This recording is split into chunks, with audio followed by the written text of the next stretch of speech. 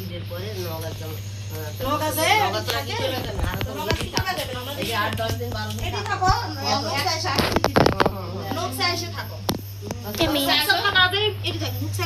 আরো কথা